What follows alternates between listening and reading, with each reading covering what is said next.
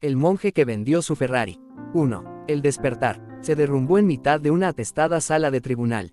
Era uno de los más sobresalientes abogados procesales de este país. Era también un hombre tan conocido por los trajes italianos de $3,000 que vestían su bien alimentado cuerpo como por su extraordinaria carrera de éxitos profesionales. Yo me quedé allí de pie, conmocionado por lo que acababa de ver. El gran Julian Mantle se retorcía como un niño indefenso postrado en el suelo, temblando, tiritando y sudando como un maníaco. A partir de ahí todo empezó a moverse como a cámara lenta. «Dios mío», gritó su ayudante, brindándonos con su emoción un cegador vislumbre de lo obvio: «Julian está en apuros». La jueza, presa del pánico, musitó alguna cosa en el teléfono privado que había hecho instalar por si surgía alguna emergencia. En cuanto a mí, me quedé allí parado sin saber qué hacer. «No te me mueras ahora, hombre», rogué. «Es demasiado pronto para que te retires. Tú no mereces morir de esta forma». El alguacil, que antes había dado la impresión de estar embalsamado de pie, dio un brinco y empezó a practicar al héroe caído la respiración asistida. A su lado estaba la ayudante del abogado, sus largos rizos rozaban la cara amoratada de Julián, ofreciéndole suaves palabras de ánimo, palabras que él sin duda no podía oír. Yo había conocido a Julian Mantle hacía 17 años, cuando uno de sus socios me contrató como interino durante el verano siendo yo estudiante de Derecho. Por aquel entonces Julián lo tenía todo. Era un brillante, apuesto y temible abogado con delirios de grandeza. Julián era la joven estrella del bufete, el gran hechicero. Todavía recuerdo una noche que estuve trabajando en la oficina y al pasar frente a su regio despacho divisé la cita que tenía enmarcada sobre su escritorio de roble macizo. La frase pertenecía a Winston Churchill y evidenciaba qué clase de hombre era Julián: «Estoy convencido de que en este día somos dueños de nuestro destino, que la tarea que se nos ha impuesto no es superior a nuestras fuerzas, que sus acometidas no están por encima de lo que soy capaz de soportar. Mientras tengamos fe en nuestra causa y una indeclinable voluntad de vencer, la victoria estará a nuestro alcance». Julián, fiel a su lema, era un hombre duro, dinámico y siempre dispuesto a trabajar 18 horas diarias para alcanzar el éxito que, estaba convencido, era su destino. Oí decir que su abuelo fue un destacado senador y su padre un reputado juez federal. Así pues, venía de buena familia y grandes eran las expectativas que soportaban sus espaldas vestidas de Armani. Pero he de admitir una cosa: Julián corría su propia carrera. Estaba resuelto a hacer las cosas a su modo, y le encantaba lucirse. El extravagante histrionismo de Julián en los tribunales solía ser noticia de primera página. Los ricos y los famosos se arrimaban a él siempre que necesitaban los servicios de un soberbio estratega con un deje de agresividad. Sus actividades extracurriculares también eran conocidas: las visitas nocturnas a los mejores restaurantes de la ciudad con despampanantes top models, las escaramuzas etílicas con la bulliciosa banda de brokers que él llamaba su equipo de demolición, tomaron aires de leyenda entre sus colegas. Todavía no entiendo por qué me eligió a mí como ayudante para aquel sensacional caso de asesinato que él iba a defender durante ese verano. Aunque me había licenciado en la Facultad de Derecho de Harvard, su alma mater, yo no era ni de lejos el mejor interino del bufete y en mi árbol genealógico no había el menor rastro de sangre azul. Mi padre se pasó la vida como guardia de seguridad en una sucursal bancaria tras una temporada en los Marines. Mi madre creció, anónimamente en el Bronx. El caso es que me prefirió a mí antes que a los que habían cabildeado calladamente para tener el privilegio de ser su factotum legal en lo que se acabó llamando el no va más de los procesos por asesinato. Julián dijo que le gustaba mi avidez. Ganamos el caso, por supuesto, y el ejecutivo que había sido acusado de matar brutalmente a su mujer estaba ahora en libertad, dentro de lo que le permitía su desordenada conciencia, claro está. Aquel verano recibí una suculenta educación.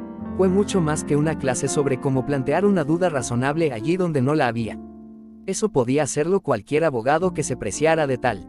Fue más bien una lección sobre la psicología del triunfo y una rara oportunidad de ver a un maestro en acción. Yo me empapé de todo como una esponja. Por invitación de Julián, me quedé en el bufete en calidad de asociado y pronto iniciamos una amistad duradera. Admito que no era fácil trabajar con él.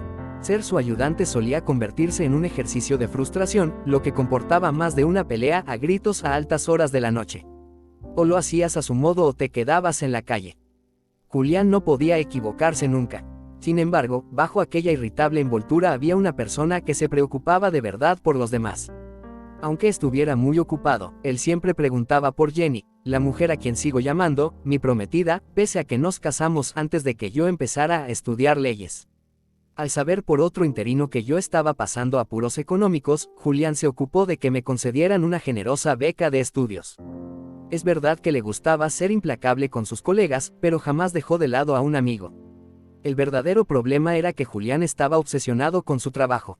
Durante los primeros años justificaba su dilatado horario afirmando que lo hacía por el bien del bufete, y que tenía previsto tomarse un mes de descanso, el próximo invierno, para irse a las Islas Caimán. Pero el tiempo pasaba y, a medida que se extendía su fama de abogado brillante, su cuota de trabajo no dejaba de aumentar. Los casos eran cada vez mayores y mejores, y Julián, que era de los que nunca se amilanan, continuó forzando la máquina. En sus escasos momentos de tranquilidad, reconocía que no era capaz de dormir más de 2 horas seguidas sin despertar sintiéndose culpable de no estar trabajando en un caso. Pronto me di cuenta de que a Julián le consumía la ambición. Necesitaba más prestigio, más gloria, más dinero. Sus éxitos, como era de esperar, fueron en aumento.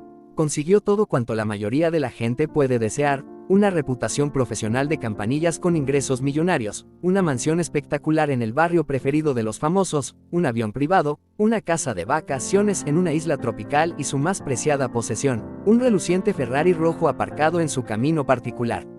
Pero yo sabía que las cosas no eran tan idílicas como parecía desde fuera. Si me percaté de las señales de una caída inminente fue, no porque mi percepción fuera mayor que la del resto del bufete, sino simplemente porque yo era quien pasaba más horas con él. Siempre estábamos juntos porque siempre estábamos trabajando, y a un ritmo que no parecía menguar. Siempre había otro caso espectacular en perspectiva. Para Julián los preparativos nunca eran suficientes. ¿Qué pasaría si el juez hacía tal o cual pregunta, no lo quisiera Dios? ¿Qué pasaría si nuestra investigación no era del todo perfecta? ¿Y si le sorprendían en mitad de la vista como al ciervo cegado por el resplandor de unos faros?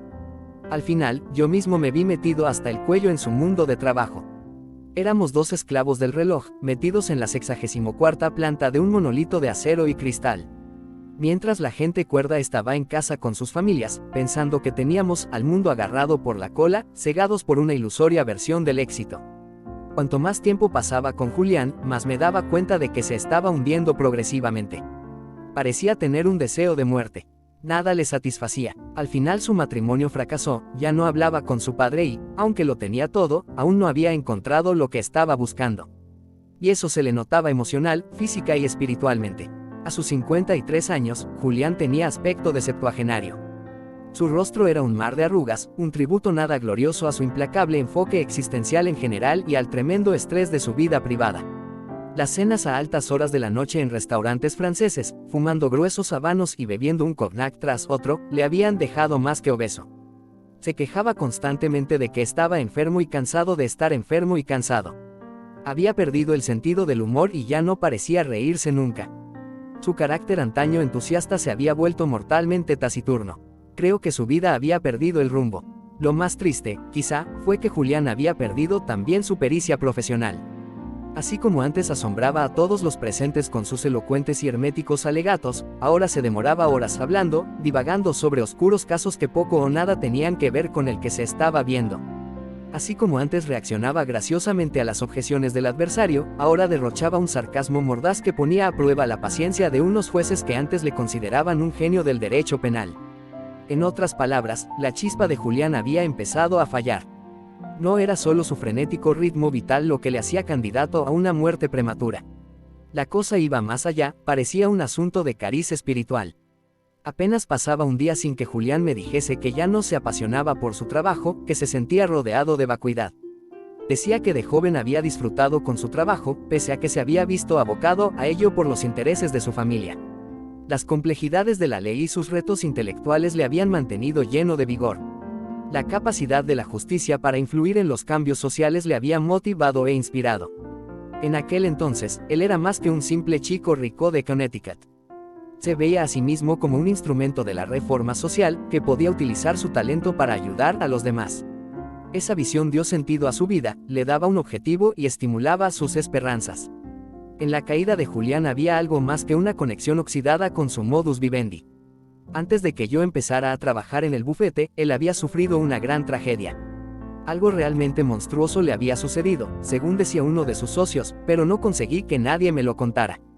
Incluso el viejo Harding, célebre por su locuacidad, que pasaba más tiempo en el bar del Ritz-Carlton que en su amplio despacho, dijo que había jurado guardar el secreto. Fuera este cual fuese, yo tenía la sospecha de que, en cierto modo, estaba contribuyendo al declive de Julián. Sentía curiosidad, por supuesto, pero sobre todo quería ayudarle. Julián no solo era mi mentor, sino mi amigo. Y entonces ocurrió, el ataque cardíaco devolvió a la tierra al divino Julian Mantle y lo asoció de nuevo a su calidad de mortal. Justo en medio de la sala número 7, un lunes por la mañana, la misma sala de tribunal donde la había ganado él, no va más de los procesos por asesinato.